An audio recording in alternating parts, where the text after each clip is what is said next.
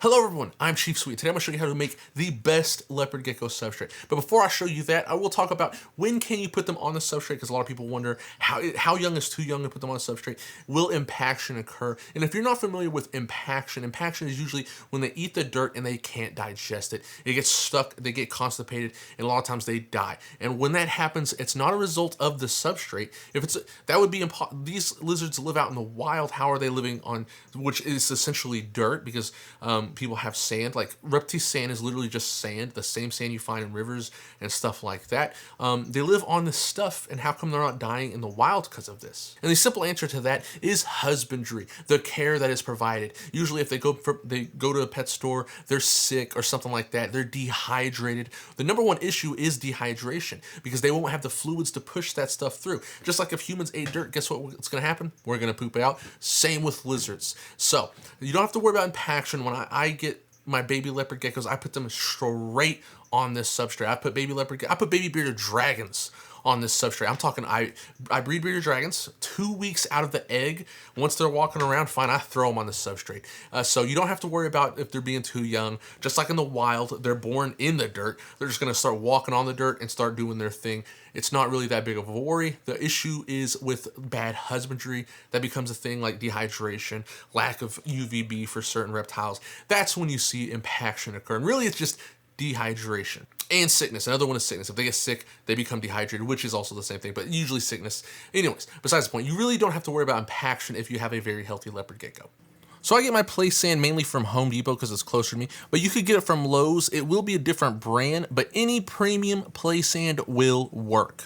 And if you want a smaller bag, a lot of people ask, like, is there a smaller way to do this? Because these are 50-pound bags. You can use Repti sand and Repti soil in place of the topsoil and the play sand. They are the exact same ingredients, and all of these ingredients are safe for your leopard gecko. Again, you don't have to worry about impaction. For the topsoil, any organic topsoil will work, like Scott's or Timberline or any other type of organic topsoil that doesn't have manure or fertilizer in it. I like Timberline the most because it's more clay-based, and I really enjoy that.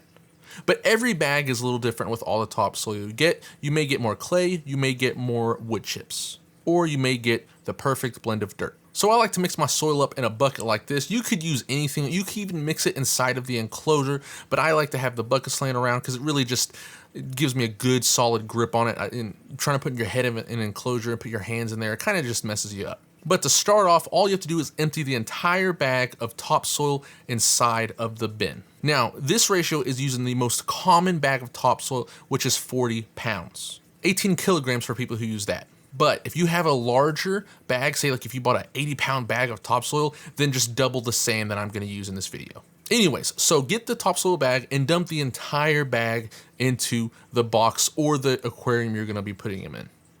Once you empty the bag inside of the tub, now it's time to get the play sand ready. Now for the play sand, I like to put mine in a bucket. Like I said, 50 pounds is a lot of play sand, and you're not going to use all of it. But it's much cheaper than Repti sand because this entire 50-pound bag cost me only $5.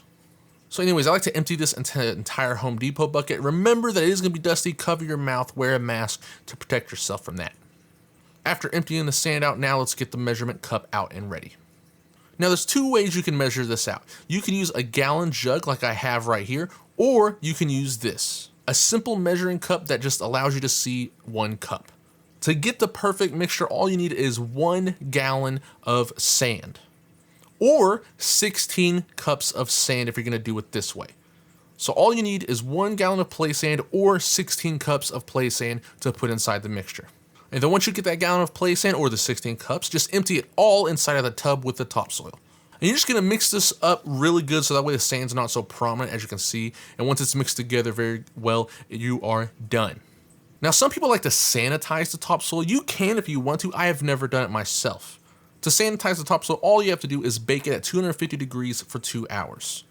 For the play sand, you can wash the play sand. A lot of people just like to wash it. It makes the dust get out of the play sand. And then you can bake it for the same thing, 250 degrees for 2 hours. That will fully sanitize both your topsoil and play sand. Again, though, you don't have to if you don't want to. I have never done it myself. But some people are scared that something will lurk in the soil, and if you're one of those people, go ahead and do it.